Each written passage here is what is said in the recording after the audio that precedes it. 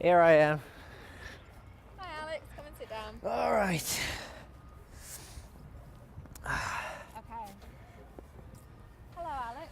Hey, how are we doing, Isabel? I'm good, thank you very much. Would you like to pick a camera and introduce yourself? Okay. Hello, I'm Alex. I'm a final year film and animation student, and I'm here to talk about Inception. Amazing, super duper. Just a quick check that the audio's working fine. Yeah, amazing. Okay. So, Inception. Yes. Right. So, can you tell us about the very first time you watched Inception?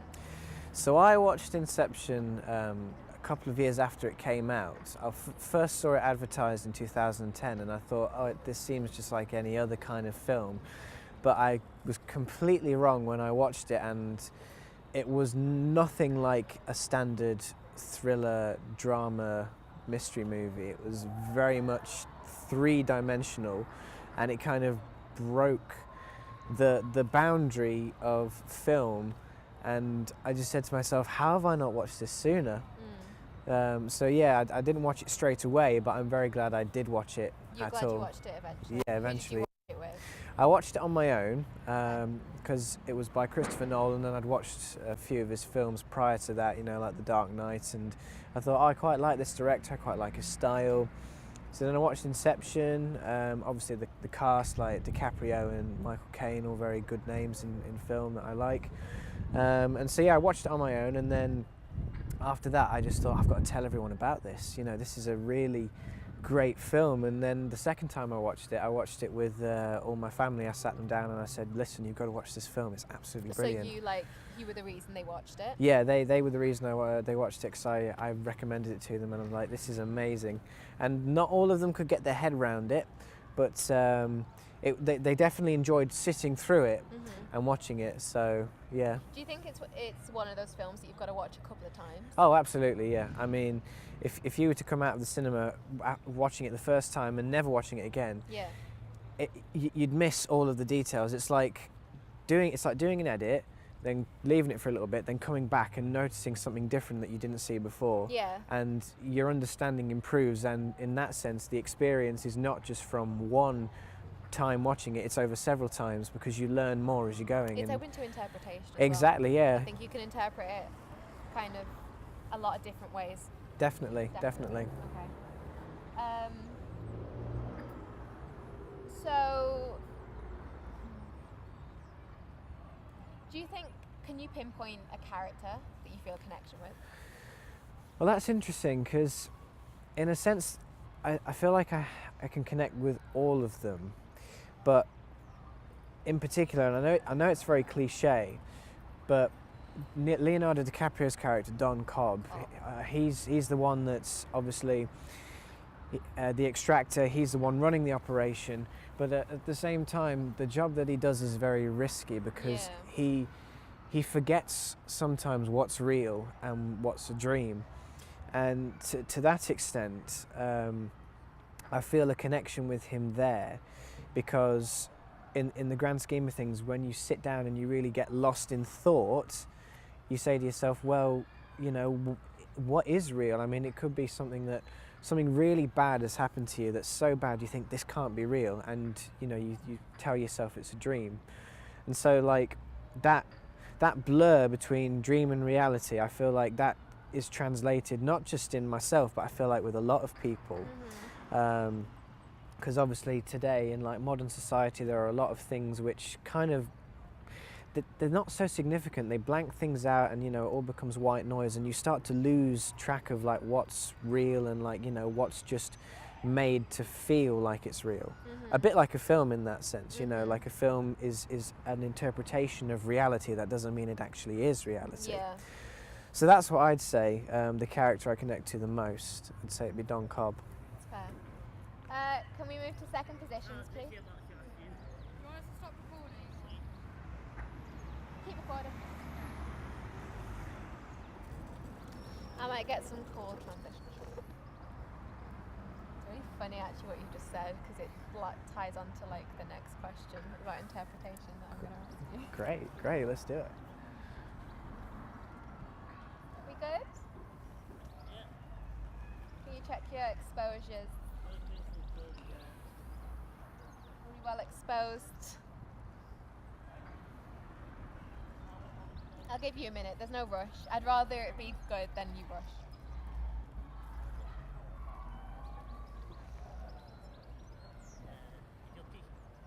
It's like, when I was Googling, like to prep for this, I found so much weird shit about Inception. I was just like, what the fuck? Yeah, it's really out there. It is.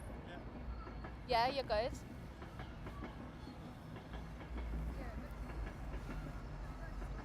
Are we okay? Yeah.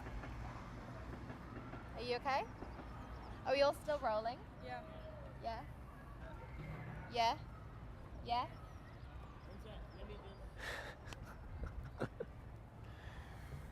Cool. I'd rather this than like disaster. Yeah.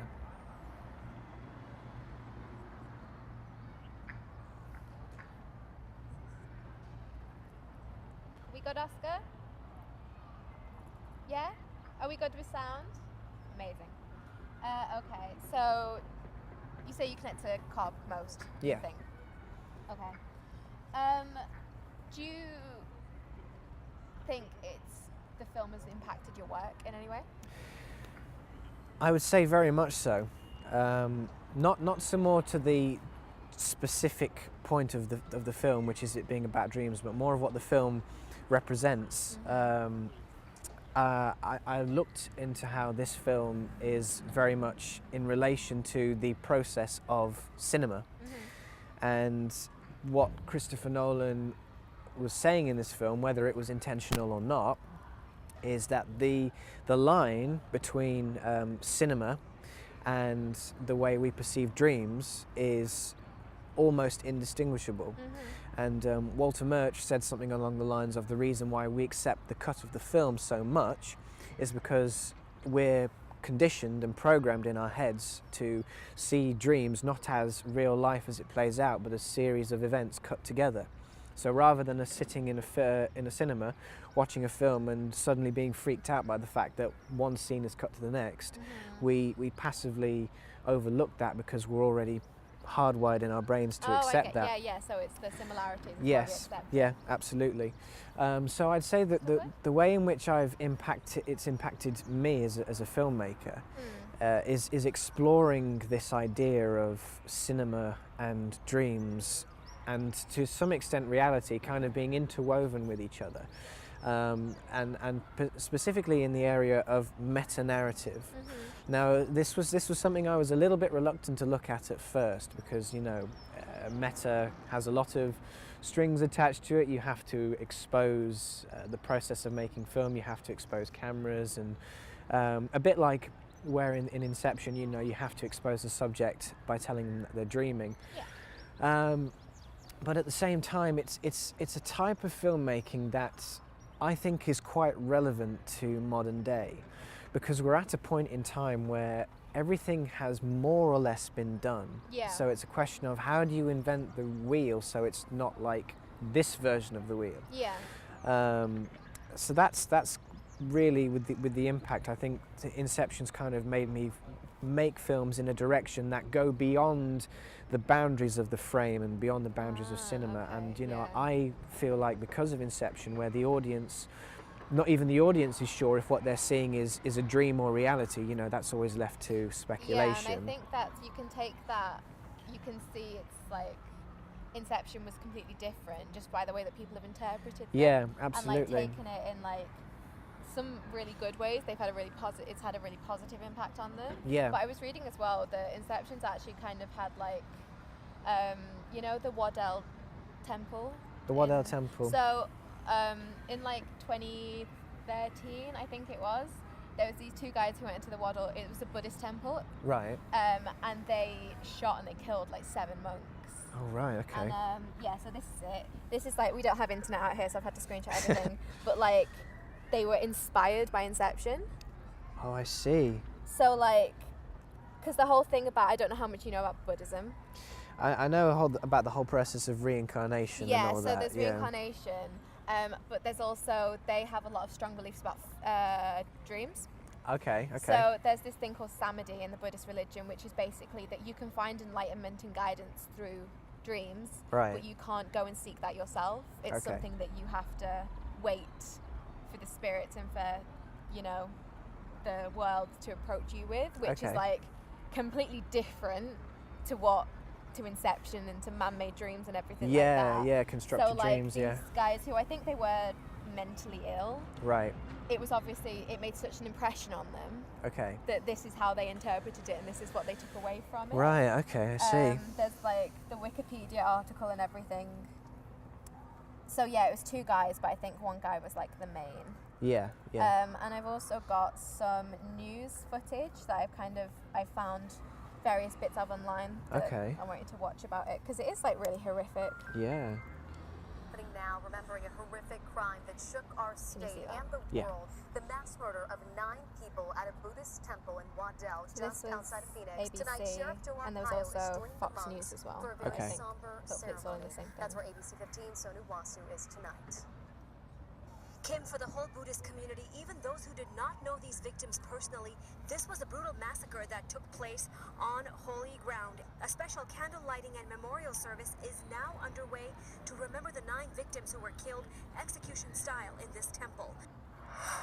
Yeah, this is the Fox And News we are stuff, but yeah. training children, whether we intend to or not, whether it's anyone's desire or not, through video games, through movies, through musical lyrics, through television shows, increasingly during prime time even. The amount of violence is increasingly realistic, increasingly graphic, and there is a cost to this. You couple that with the number of psychiatric drugs that children and adults for that matter are on, and the number of warnings about depression and suicidal thoughts. Right. You couple all that with the fact that our mores as a society have shifted to the degree that they're largely non-existent, that we no longer have these clear delineated right and wrong boundaries. I can't see that, but I think there is some film footage there. Yeah. There are more gun restrictions now. Yeah. There are more rules about who can And or that can't clip's not own a very good gun for you. or That's how all a right. gun might be acquired than there were 50 and 100 years ago. But we're making heroes of a child who has no business really to have young, their face the- put out there. Another young person who's in the balance, Right. who's perhaps psychologically unbalanced, is going to say, why not? I'll get my 15 minutes worth of fame. If we don't think that there's a copycat mentality, we're not paying attention. So yeah, so that was 2013 that all happened. So this was like three-ish years after the film came out. Right, So okay. like, yeah, I didn't know about this. I'd literally never ever heard this. I That's mean- like a CNN article as well. That's the first time I'm hearing of it as well. Yeah. I think what I'd say to that is, Inception's a film that is very deep. Mhm.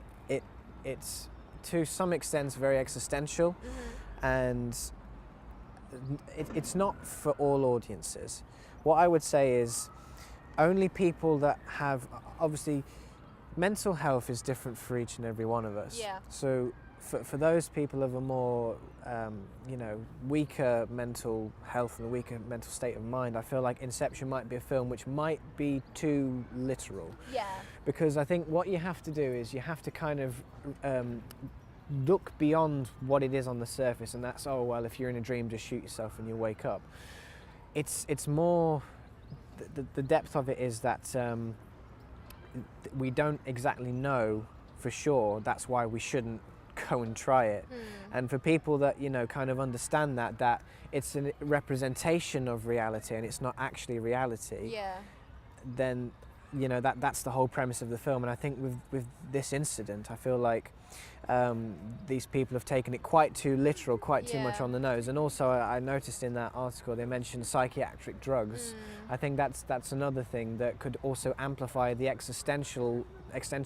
existentialism of the film. And when you're in that fragile state of mind, it obviously makes you very frightened and makes you Yeah. do things that Because Nolan, like himself, because like what in Fox News, they really obviously, like, it's one of those things they were trying to put a blame on someone. Yeah. They were trying to put a blame on, like, the kids and the copycat, but they were also, like, trying to think, like, well, was it Nolan's fault?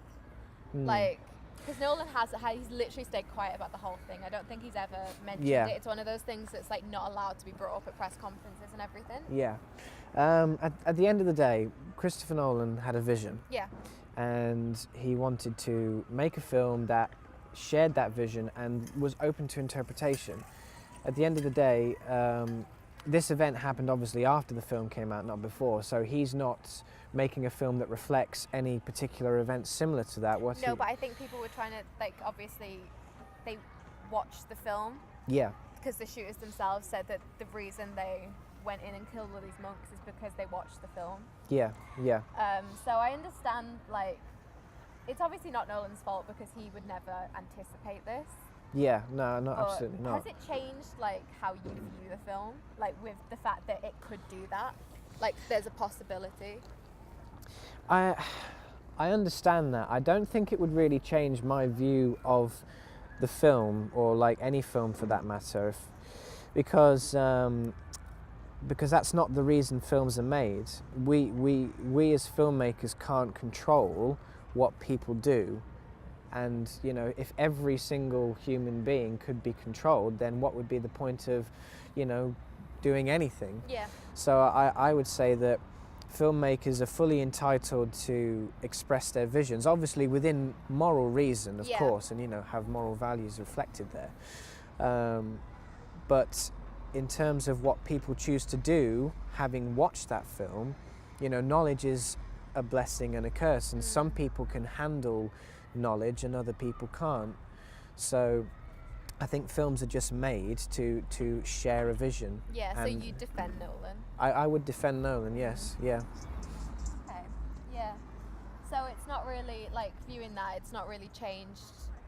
You don't have any regrets about, like, showing it to your family, or like... No. I mean, it's obviously it's a great tragedy, Yeah. that news article, and, you know, it's a terrible thing to happen, but I don't think that the film itself is the sole blame for it. I showed it to my family, knowing full well that not everybody would understand it, but at the same time I knew that my family were of a position in which they wouldn't take it too literally, where they would start questioning, oh my gosh, am I in a dream or is this real? Do you think it's like, this has changed, like, who you'd show the film to? Yes. I'm not saying you know anyone who would go Well, I shoot think- up at, like, a Buddhist temple, but, like... I think having heard about this incident now, I mean, obviously it would be common sense anyway to do this, but I wouldn't now go and show it to somebody who's having, you know, an existential crisis, or who's in a very dark place at the moment, because to watch a film where you as the audience are specifically meant to be in the position of not knowing what's real and what's a dream, if you're in a very fragile state of mind, that's probably not the best position to be in. Yeah. But for anybody that you know is looking to explore the ideas of reality, and, you know, is interested in that sort of thing, and also has the capability to handle that kind of knowledge, then I'd say absolutely, yeah, watch this film, because you're put in a position as the audience where you're actively participating in the film, because every scene and every moment you're in there, you're watching, well, are we watching a dream right now, or is this reality? So that's what I would say in that regard. Can we get a time check? Let's go. Check, what's the audio on in them? I don't know. It says an hour and 2 minutes here. How long have we been filming? Does anyone know? 25 minutes, that's cool. Just do a couple more questions, it won't take too much longer. Yeah, no if worries, that's okay with that's you. fine, yeah. Okay. Yeah. I'm trying to think what else I can go from there, really. So yeah, none of the connections you made or anything to the film have changed doing that? No. Do you see it in a different light? Yes. Do you think the next time you rewatch the film, you'd see it in a different light? I think I would definitely keep that in mind. Yeah. But for me, the appeal of Inception is not a film that if I was to watch a film and say, right, I want to forget about my reality, I want to forget my life, I don't think Inception would be the film I'd watch. Yeah, it's not What it appeals to me is its technical integrities. Yeah. as a filmmaker, you know, if I watch a film that I am really astounded by and, you know, really wowed by, Inception would be that film, because for me, it's not so much the connections to real life, it's the connections to cinema. And every single scene I watch, I think, wow, is that for the purpose of storytelling, or is it for the purpose of celebrating cinema? A classic example would be Nolan's use of slow motion in his films. To kind of show time slowing down, going between the different dream levels.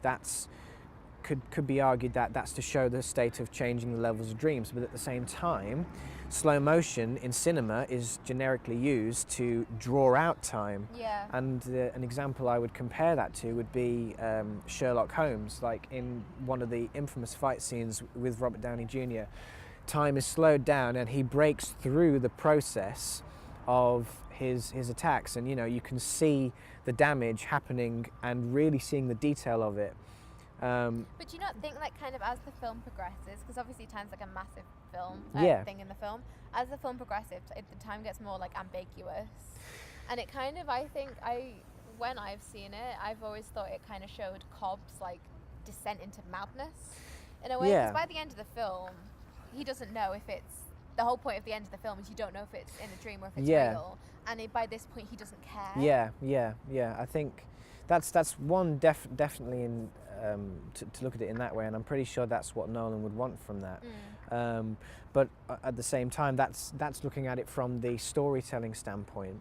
What I am also interested in is like how the playing out of the film and the process of using time reflects like the uses of time manipulation in cinema itself. So in that sense, the film itself is not just a beginning, middle to end story. It's a homage and a celebration to the processes of cinema itself. Well, because it's obvious that you've like done your research. Yes, well, I did did it on my dissertation. Yeah, so I know a bit about it. I'm surprised though that you never came across this. No, I never. I've never seen that article. I mean, I have a feeling the reason you didn't come across it is because I made it all up. You made it up? Yeah. Really? Yeah. I had no idea. That's literally everything that I just showed you was fake. Wow. Okay. So the film was never about the shooting. The Buddhist temple shooting did happen. It happened in 1991, and it was nothing to do with Inception. Wow. Okay. That's very interesting. So I briefed this film to you that it was about parasocial relationships and films. Yeah. Which is it is, but it's also about how fake news can impact our society. That's very interesting. Yeah. Because I could have been convinced that was a legitimate. I mean, if it was like an English news report, I probably would have been able to spot the difference. But because it's American, that's I'm very surprised at that. Because in all the time I've watched Inception, I've never heard of that. And then when I looked at it, I thought, gosh, that's actually really tragic. Yeah. Wow. Yeah. I think I am a little bit shocked. Good. I'm not quite sure what to say to that. That's the whole point, and I'm really happy it worked. Because it worked on Amy as well. Well, she didn't do Inception. She did Chitty Chitty Bang Bang. Yeah. Okay. No, that's. And hers was I said it was about the pro-life movement. Right. Okay. Oh, right. Okay. That's interesting. Do you think fake news is a problem? I think it's a very big problem. A very big problem. Before this, did you think you'd fall for fake news, or did you think you were free? Well, I thought I had a level head on my shoulders to kind of figure it out, but I think what might have got me was, obviously Inception's a film I'm very passionate about, and sometimes passion blurs logic. Yeah. So. And obviously, I presented it to you. Yeah. Yeah. And obviously, I think you're a very reliable person, Yeah. so I went along with it. Wow. No, that's interesting. Fake news is definitely a problem. Yeah, it is. Yeah. Okay. Cut. Done. Wow. Nice one, guys. It worked! You can relax now. Wow. You seriously got me. Good. You seriously got me.